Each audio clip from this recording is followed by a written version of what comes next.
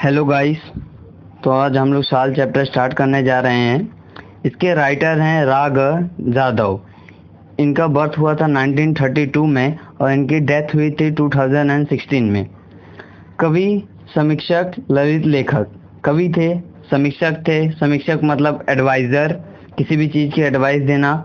ललित लेखक यानी कि क्या, ललित लेख मतलब क्या होता है सबसे पहले ये जान लो। ललित लेख मतलब होता है जैसे किसी भी चीज़ की स्मॉल राइटिंग, फाइन राइटर थे, मतलब कि फाइन राइटिंग को बोला जाता है ललित लेख। यानी कि किसी भी चीज़ का लघु रूप लिखना, मतलब कि क्या, जैसे शॉर्ट स्टोरीज हो गई, शॉर्ट पोएम्स हो गई, तो उसको क्या बोला जाता है, लघु रूप, मतलब शॉर्ट फॉर्म, फाइन राइटिंग, तो उसी को बोला जाता है ललित लेख। तो ये सब राइटिंग करते थे, इसी के लिए उन्हें बोला गया है ललित लेखक। साहित्याची जाण आणि बहुयामी समीक्षा वृत्ती यातून त्यांची समीक्षा विकसित झाली। इसका अर्थ ये हो गया कि उनको साहित्याची जान, मतलब साहित्य मतलब हो गया लिटरेचर, लिटरेचर की उनको बहुत सारी जानकारी थी। आणि बहुयामी, बहुयामी मतलब क्या, मल्टी डायमेंशनल समीक्षा वृत्ति यातून त्यांची समीक्षा विकसित झाली। मतलब इसी दो खूबियों से उनकी जो समीक्षा है, उनकी जो मतलब उनके बारे में जो है वो विकसित हो गए, मतलब फेमस हो गए। एक कौन सी, एक जो साहित्याची जान है मतलब कि क्या, लिटरेचर के बारे में जानकारी, और एक बहुआयामी मतलब मल्टी डायमेंशनल चीज़ें बताना। व्यापक वाङ्मयीन मतलब कि क्या, यूज लिटरेचर। व्यापक मतलब हो गया यूज, और वाङ्मयीन मतलब भी लिटरेचर। दृष्टिकोन आणि चिंतात्मक ही त्यांच्या समीक्षेची वैशिष्ट्ये आहेत। अब दृष्टिकोन और चिंतात्मक, व्यापक, वाङ्मयीन, ये सब क्या है उनकी मतलब की विशेषताएं हैं। किस चीज़ की, समीक्षा विषय की विशेषताएं हैं। आगे देखो क्या है, त्यांच्या समीक्षा विषयी लेखनाची 30हून अधिक पुस्तके आहे। उनका जो विषय है समीक्षा, उसके ऊपर उनकी मतलब 30 से भी ज़्यादा पुस्तकें हैं, मतलब 30 से भी ज़्यादा बुक्स उन्होंने लिखी हुई हैं। त्यांचे साहित्य आणि सामाजिक संदर्भ। अब उनके हम लिटरेचर और सामाजिक संदर्भ देखेंगे कौन कौन से हैं। फर्स्ट है आनंदाची डोह, निळी पहाट, आधुनिक मराठी कवयित्रींची कविता, षट्कोत्तरी मराठी कविता व कवी, आगळी वेगळी नाटक, ही समीक्षात्मक पुस्तकें। ये सब क्या है, उनकी समीक्षात्मक पुस्तकें हैं, मतलब बुक्स हैं। आगे देखो कौन सी बुक हैं। वियोग ब्रह्म, मावळतीच्या कविता, हे कविता संग्रह। ये दोनों क्या है, इनकी कविता संग्रह है। अब कविता संग्रह मतलब क्या होता है, जैसे एक पोयम है तो मैं उसको बोलूँगा कविता, और एक बुक है जिसमें ढेर सारी पोयम है, उसको क्या बोलूँगा, कविता संग्रह। यानी कि क्या, कविताओं का सेट, पोएम्स का सेट, कविताओं का संग्रह, उसी को बोला जाता है कविता संग्रह। आगे देखते हैं, इत्यादी लेखन प्रसिद्ध आहे। 1970 ते 1990 या काळात ते विश्वकोशाच्या संपादनात सहभागी होते। मतलब कि क्या, 1970 से लेकर 1990 ये एरा में, ये टाइम में वो क्या थे, विश्वकोश मतलब इंसाइक्लोपीडिया या विकीपीडिया आप बोल सकते हो, उसके क्या थे, संपादनात मतलब एडिटिंग के मेंबर थे। ठीक है, नेक्स्ट पैरा डिस्क्रिप्शन का। शालीभोवती असलेल्या लेखकच्या आठवणी या पाठातून व्यक्त झाला आहेत। शाल को लेकर लेखक अपने मन में मतलब जो भी विचार सोचते थे वो ये पाठ में बताया गया है, व्यक्त किया गया है। शाल हा प्रतीकात्मक आहे। ये जो शाल है ये क्या है, एक सिंबल है। किस चीज़ का सिंबल है, सिंबल है मतलब रिस्पेक्ट का सिंबल है। शालीमुळे येणारा शालीनतेचा संदर्भ अंतर मूर्ख करनार आहे। मतलब शाल की वजह से जो शालीनता आती है, रिस्पेक्टिवनेस आती है, सेंसिटिवनेस आती है, उसके बारे में ये बताने वाले हैं। पाठातील औंदर्याचे उदाहरण हे माणसाची संवेदनशीलता जपणार आहे।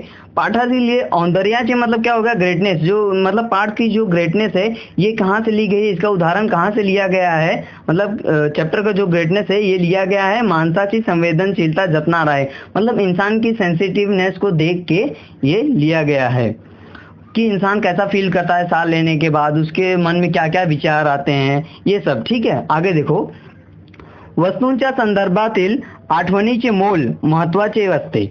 अब जो किसी भी चीज़ की वस्तु हो गई, उसका जो यादें हैं, उसकी जो यादें हैं वो हमको बहुत मोलदायी लगती है, मतलब वैल्यूलेस लगती है, मतलब वैल्यू होती है उसके लिए। ठीक है, कोणत्याही निर्जीव वस्तूची निगडीत असलेली संदर्भ मानवी भावना ठेवतात। मतलब कि क्या, कोई भी निर्जीव वस्तु, मतलब निर्जीव मतलब हो गया नॉन लिविंग थिंग, वस्तु मतलब हो गया थिंग, ठीक है। निर्जीव मतलब नॉन लिविंग, वस्तु मतलब थिंग। कोई भी निर्जीव मतलब नॉन लिविंग थिंग के साथ अगर तुम्हारा कुछ रिलेशन बन जाए, निगड़ित मतलब रिलेटेड हो गया, ठीक है। आप लोग अंडरलाइन करके उसके ऊपर टेक्स्ट बुक में पेंसिल से लिख लीजिए, निगड़ित मतलब होता है रिलेटेड, ठीक है। किसी भी अगर मान लो कोई क्रिकेटर है तो उसको अपने बैट से बहुत लगाव है, तो उसके रिलेटेड उसकी बहुत सारी मेमोरीज होगी, तो उसके लिए उसकी एक भावना है, मतलब इमोशन है। आगे देखो, वस्तूशी निगडीत कोणत्याही आठवण असे अथवा प्रसंग त्याचे मानवी संदर्भाच्या सर्वार्थने महत्वाचे ठरतात। मतलब कोई भी वस्तु के रिलेटेड अगर कोई भी मतलब मेमोरीज हैं, आठवण यानी मेमोरीज, अथवा प्रसंग, प्रसंग यानी क्या हो गया, कोई भी इंसिडेंट, त्याचे मानवी संदर्भात सर्वार्थने मोठे ठरतात। मतलब कि क्या, सब कुछ मतलब छोड़ छाड़ के वो सबसे आगे उसको दिखता है, सबसे अच्छा उसको लगता है। आगे हम चैप्टर स्टार्ट करेंगे। राइटर हैं राघव जाधव, ठीक है, ये याद रखना। एकदा मी पु ल देशपांडे यांच्याकडे काही एक निमित्ताने गेलो होतो। एक बार मैं पु ल देशपांडे के यहाँ पे किसी कारण की वजह से गया था। ये कौन बोल रहा है, राघव जाधव बोल रहे हैं। और किसके यहाँ पे गए हैं, पु ल देशपांडे के यहाँ पे। निमित्ताने उसको अंडरलाइन कर लीजिए और लिख लीजिए कारण। निमित्ताने मतलब होता है कारण। एकदा मी पु ल देशपांडे यांच्याकडे काही एक निमित्ताने गेलो होतो, मतलब एक बार मैं पु ल देशपांडे के यहाँ पे कुछ कारण से गया था। काम झाल्यावर मी निघण्याच्या बेतात होतो। काम होने के बाद मैं निकलने की तैयारी में था। निघण्याच्या बेतात होने मतलब कि क्या, निकलने की तैयारी में था। ये आपको वाक्य प्रचार में पूछा जा सकता है। तेवढा सुनीताबाईंनी मला थांबवले व विचारले। उतने में ही सुनीताबाई ने मुझे रुकाया और मुझसे पूछा। अब आप बोलोगे सुनीताबाई कौन है, सुनीताबाई पु ल देशपांडे की पत्नी हैं, उनकी वाइफ हैं। उन्होंने राघव जाधव को रुकाया, थांबवले यानी रुकाना, विचारले यानी पूछना, रुकाया और उनसे पूछा। क्या पूछा, तुम्हाला शाल दिली तर चालेल काय, अगर मैंने तुमको शाल दिया तो तुमको चलेगा क्या। आगे देखो नेक्स्ट पैरा में, मी एका पायावर हो म्हटलो, मैंने तुरंत ही हाँ बोल दिया। एका पायावर हो म्हटने, इसका भी मतलब आपको वाक्य प्रचार में आ सकता है, तो इसका आंसर आप लोग क्या लिखोगे, लगेच हो बोलने, मतलब कि क्या, तुरंत ही हाँ बोलना। पु ल व सुनीताबाई यांनी मला शाल द्यावी हा मला मोठा गौरव वाटला। मतलब कि पु ल देशपांडे और उनकी वाइफ सुनीताबाई मुझे शॉल देंगे, ये मुझे बहुत सम्मानदायी लगा। गौरव मतलब सम्मान हो गया, ठीक है। मराठी में बोला जाता है सम्मान और हिंदी में बोला जाता है सम्मान। इंग्लिश में तो आप जानते ही होंगे, रिस्पेक्ट। ती शाल मी माझ्या खोलीतल्या सूटकेस मध्ये ठेवून दिली। वो शाल मैंने लिया और अपने खोली के सूटकेस में रख दिया। अब आप बोलोगे खोली मतलब क्या, खोली पुराने जमाने में रूम को खोली बोला जाता था, ठीक है। वापरली मात्र कधीच नाही, मैंने उसको कभी भी यूज नहीं किया। थर्ड पैरा में देखो क्या हुआ है, पुढे वाईला विश्वकोशाचा अध्यक्ष म्हणून मी गेलो। आगे वाई को कहाँ किस लिए गए, विश्वकोश के अध्यक्ष के लिए, ठीक है। अब विश्वकोश मतलब वही इन्सायक्लोपीडिया या विकिपीडिया। तिथे नदी काठाच्या प्रयाग पाठशाळेत खोलीत मी राहत होतो। मतलब कि क्या, वहाँ पे नदी के किनारे प्रयाग पाठशाला थी, मतलब प्रयाग की एक स्कूल थी, उसी के रूम में वो रहते थे। खोलीच्या दक्षिणेकडील खिडक्या कृष्णा नदीच्या चिंचोड्या प्रवाहावर होत्या। खोली के साउथ साइड मतलब रूम के साउथ साइड में खिड़की के पास कृष्ण नदी चिंचोड़िया प्रवाहवार होत्या। मतलब कि क्या, एकदम ठंडी ठंडी हवाएं और लहरें बह रही थी। थंडीच्या दिवसात एक बाई माझ्या खिडकीत खाली घाटाच्या छोट्या तटावर तिचे छोटे मूल एक टोपलीत ठेवून मासे पकड़ण्यात उद्योगात होती। ठंडी के दिन थे, मेरे खिड़की के नीचे एक कट्टा बना हुआ था, मतलब घाट जैसा था, उसपे वो बैठ के एक औरत उसके बच्चे को टोकरी में रख के मछली पकड़ने के काम में व्यस्त थी। उद्योग मतलब उद्योगा तो मतलब हो गया काम, टोपली मतलब आप जानते हो टोकरी, और मासे मतलब हो गया मछली। आगे देखो, तिचे बाळ कडकड्याच्या थंडीने कुड़कुड़त रड़त होते। उसका जो बच्चा था वो ठंडी में कपकपाते हुए रो रहा था, रड़ने यानी रोना। पण आई तिकडे बघत नव्हती, लेकिन उसकी माँ उसकी मम्मी उसके तरफ देख नहीं रही थी। मला मात्र राहावले नाही, मुझसे रहा नहीं गया। किससे नहीं रहा गया, राइटर से। राइटर कौन है, राघव जाधव। मी सूटकेस मधील पुलकित साल काढ ली। अब मैंने सूटकेस में से साल को निकाला। अब साल, कौन सी साल निकाली उन्होंने? पुलकित साल। ये आपको दे सकता है, ठीक है, एग्जाम मतलब पूछ सकता है एग्जाम में। उन्होंने साल तो निकाली, लेकिन कौन सी साल निकाली? पुलकित साल। 5 रुपयांचा नोटा काढला व त्या बाईला हाक मारली। 5 के नोट मैंने निकाले और उस मतलब लेडी को, औरत को मैंने आवाज लगाई। हाक मारने यानी किसी को बुलाना। खिडकीतून ते सर्व खाली दिले आणि म्हटले, खिड़की से मैंने वो सब उसे नीचे दे दिया और उससे बोला, त्या बाळाला आधी सालीत गुंडाळ आणि मग मासे मारत बस। मतलब पहले उस बच्चे को उस साल में लपेट दो, गुंडाळ मतलब लपेटना, आणि मग मासे मारत बस। मतलब कि क्या, पहले उस बच्चे को उस साल में लपेट दो, उसके बाद तुम अपना मछली मारने वाला काम चालू रखो। या घटनेची ऊब पुलकित सालीच्या उपेक्षा अधिक होती। ये जो घटना थी ये पुलकित साल से कहीं ज्यादा दर्दनाक घटना थी। मतलब कि क्या, अब पुलकित साल मुझे मिली है भाई तो मैं किसी को दूंगा नहीं, ऐसा तो कोई मतलब है नहीं। मतलब सम्मान में उनको मिली थी तो वो भी बहुत अच्छे से रखे हुए थे, लेकिन वो जो बच्चा था वो ठंडी से कपकपा रहा था, तो ये ज्यादा दर्दनाक था। इसी के लिए उन्होंने अपनी पुलकित साल मतलब सम्मान वाली साल उनको दे दी, उस लेडी को दे दी। अब हम 4th पैराग्राफ पे आते हैं। कविवर्य नारायण सुर्वे खूब सभा सम्मेलन गाजवतात। अब यहाँ पे एक कवि हैं, उनका नाम है नारायण सुर्वे। वो बहुत सभा सम्मेलन जुटाते थे, ठीक है, मतलब बहुत सारे लोग उनको सुनने के लिए आते थे। पुढे ते साहित्य सम्मेलन के अध्यक्ष ही झाले। आगे वो लिटरेचर के क्या हो गए? अध्यक्ष भी बन गए। परिणाम, अब उसका उनके अध्यक्ष बनने का इफेक्ट क्या हुआ? त्यांच्या कार्यक्रमांना अहोरात्र भरतीच असे। उनका जब प्रोग्राम होता था, कार्यक्रम यानी प्रोग्राम, तो अहोरात्र भरतीच असे। इसका अर्थ क्या हो गया? रात भर उनके यहाँ पे हाउसफुल रहता था। अहोरात्र यानी रात भर। प्रत्येक कार्यक्रमात सन्मानाची शाल व श्रीफळ त्यांना मिळत राही। हर एक कार्यक्रम में, हर एक प्रोग्राम में उनको सम्मान की शाल और एक नारियल मिलता था। आपने कभी भी नोटिस किया होगा, कोई किसी को भी अगर हम रिस्पेक्ट देते हैं, अगर देखा होगा कभी आपने कि उसको हम शाल ओढ़ाते हैं और नारियल दिया जाता है। श्रीफळ यानी हो गया नारियल। आगे देखो, एकदा ते मला म्हणाले, एक बार उन्होंने मुझसे कहा, या साली घेऊन घेऊन मी आता सालीन बनू लागलो आहे। ये साल ले लेके मैं अभी क्या बनने लगा हूँ? सालीन बनने लगा हूँ। यानी कि क्या, रिस्पेक्टिव वाला आदमी, सेंसिटिव, जेंटलमैन जिसको कहा जाता है। सालीन यानी हो गया जेंटलमैन, इतना याद रख लो। त्यांच्या बोलण्यातील अपरोधिक खोज माझ्या नव्हे तर कोणाचीही सहजपणे लक्षात येणार नव्हती। मतलब कि क्या, जो उनकी बोलने का तरीका था वो अगर मुझे न समझ में आया तो किसी को भी ज्यादा समझ में आने वाला नहीं था।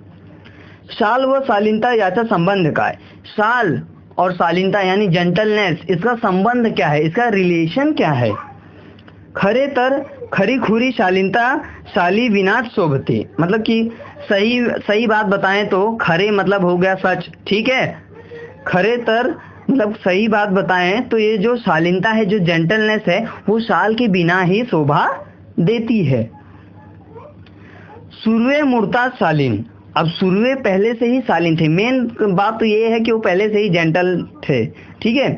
शालीनच्या वर्षाखाली त्यांच्या शालीनता कधी हरवली नहीं। अब साल उनको मिलते गए, उनके ऊपर साल की वर्षा होती गई, बारिश होती गई साल की, लेकिन उन्होंने अपनी जेंटलनेस को कभी खोया नहीं। इसका मतलब सीधा सा अर्थ यही है कि उन्होंने कभी अपने आप पर घमंड किया नहीं। कभी क्षीण ही झाली नहीं। कभी उन्होंने थकान भी महसूस नहीं की। मतलब कि क्या, मुझे इतने सारे साल मिल गई है, अब मैं बड़ा आदमी हो गया हूँ तो मैं मतलब कि प्रोग्राम नहीं करूँगा, ऐसी कुछ बात उनके अंदर नहीं आई थी साल को लेकर। मी कविवर्याना म्हटले। अब देखो ये कवि, ये राग जाधव किसको बोल रहे हैं? कविवर। कविवर यहाँ पे कौन है? कवि नारायण सुर्वे। उन्होंने कविवर से कहा, राग जाधव ने, सालीमुळे शालीनता येत असेल तर मी कर्ज बागारी हूँ। मतलब कि क्या, अगर साल से शालीनता मतलब साल लेने से जेंटलनेस आती है तब तो मैं कर्जदार हो जाऊंगा, कि कोई मुझे साल देगा तब मेरे पास जेंटलनेस आएगी। भिकेला लागेन तब तो मैं भिखारी के जैसा हो जाऊंगा। पण शेकडो साली खरीदे करून सर्वांना एक एक साल लगेच नेऊन दिली। मतलब कि क्या, लेकिन सैकड़ों साल खरीद के मैंने सबको एक एक साल भी तुरंत दे दी। यावर तो शालीन कवि मनापासून हंसला। इस पे क्या हुए, वो कवि नारायण सुर्वे मन से हंसने लगे। आगे देखो, शालीमुळे शालीनता येत की जाते, मतलब कि क्या शालीन से मतलब शाल लेने से जो हमारी जेंटलनेस है वो आती है कि जाती है। या प्रश्नाचे माझे उत्तर जाते असेच आहे। इस प्रश्न का उत्तर मेरा क्या है कि शालीनता जाती है। किसका उत्तर है ये? राग जाधव का। शालीनता यानी होगा जेंटलनेस। मैं बार बार रिपीट कर रहा हूँ। सन्मान करण्याच्या रूपाने आपण खरे तर एक शालीन जग गमवून बसण्याचा धोकाच मोठा आहे। मतलब कि क्या सम्मान करने के चक्कर में हम लोग एक जेंटलनेस वाली जो हमारी दुनिया है उसको हम लोग खो रहे हैं। ठीक है, आगे देखो। मी 2004 साली मराठी साहित्य संमेलनच्या बिनविरोधी अध्यक्ष झालो। मैं 2004 में साहित्य सम्मेलन यानी लिटरेचर सम्मेलन का बिन विरोधी अध्यक्ष झालो। मतलब कि क्या बिना विरोध के मैं अध्यक्ष बन गया। मतलब मेरे सामने कोई भी कैंडिडेट खड़ा नहीं हुआ। तत्कालीन 1-2 वर्षात माझ्यावर सालीचा वर्षाव झाला। मतलब तत्काल में 1-2 साल में मेरे ऊपर साल की वर्षा होने लगी।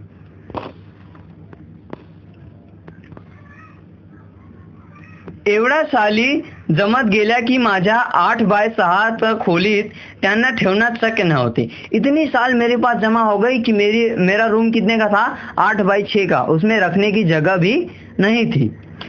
तो उन्होंने क्या किया, आगे देखो।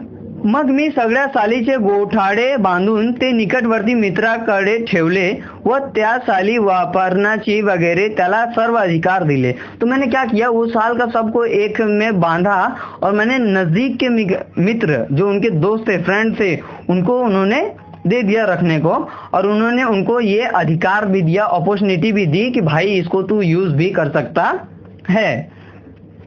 बेचारा अति प्रामाणिक, वो जो बेचारा था उनका जो दोस्त था वो बहुत अति प्रामाणिक था। मतलब बहुत ही ऑनेस्ट था, बहुत ही ईमानदार था।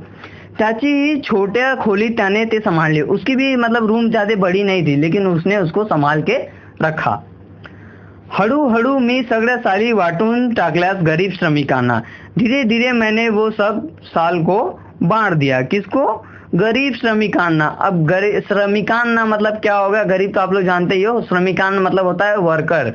ठीक है, गरीब वर्कर्स को किसने बांटा? राग जाधव ने। एक बार फिर से याद कर लो, राइटर है राग जाधव। किसके घर पे गए थे? फूले देशपांडे के घर पे।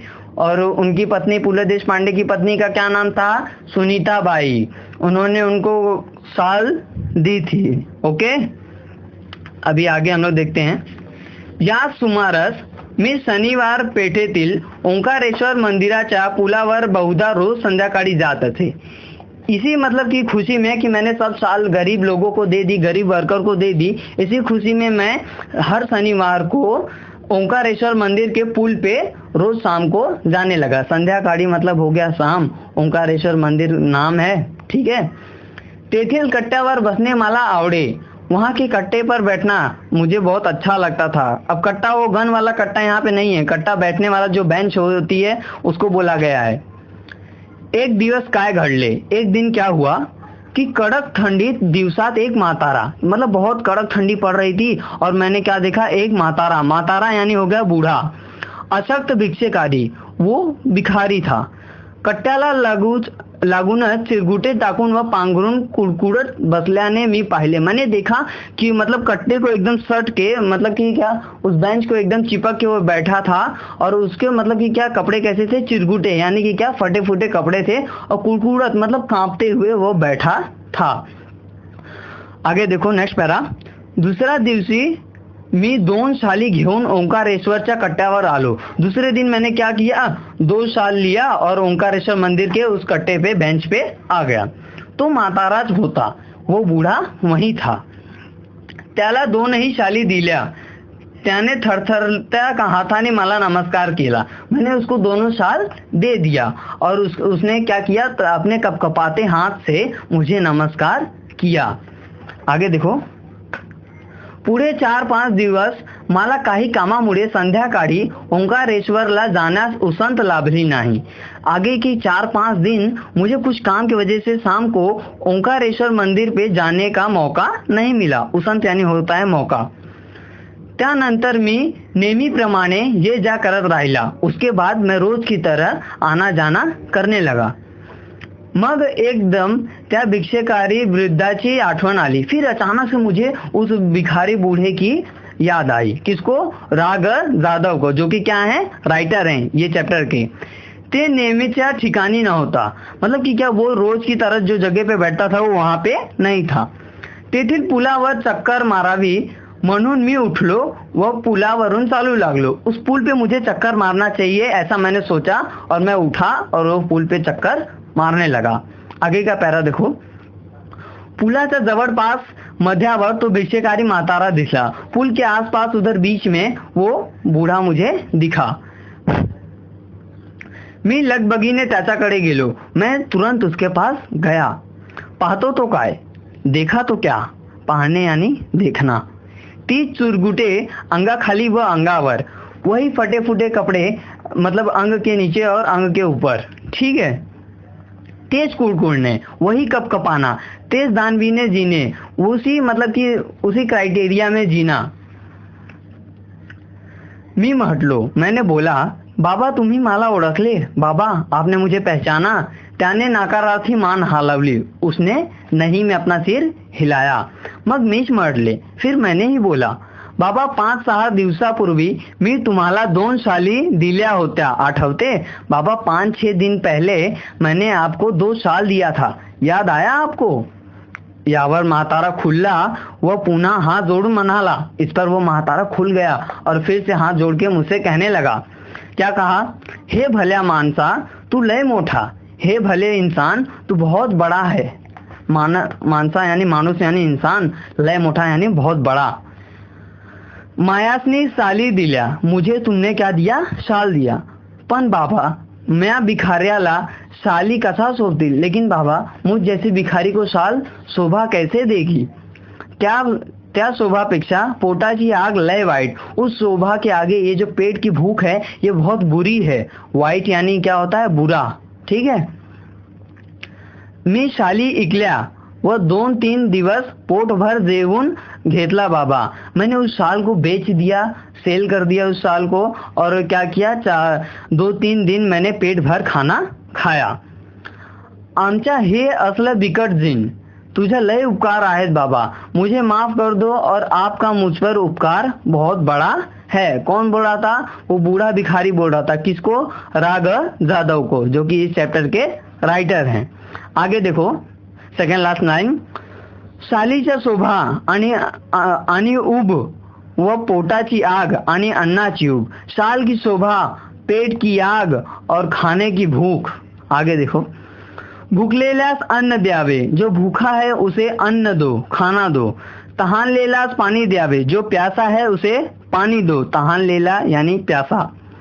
आणि हेही जमले नाही, अगर ये भी नहीं तुमसे जमा, तर अभाग्यांना सम्मानाची शाल तरी द्यावी। जो अभंग लोग हैं, मतलब कि जैसे गरीब लोग हैं या फिर सम्मानदायी लोग हैं, उनको शाल तो आपको देना ही चाहिए।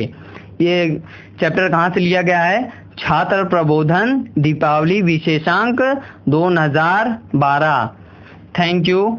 अपना ये चैप्टर भी कंप्लीट हो गया। अपने फ्रेंड्स को शेयर करो ताकि उनको भी हेल्प हो सके।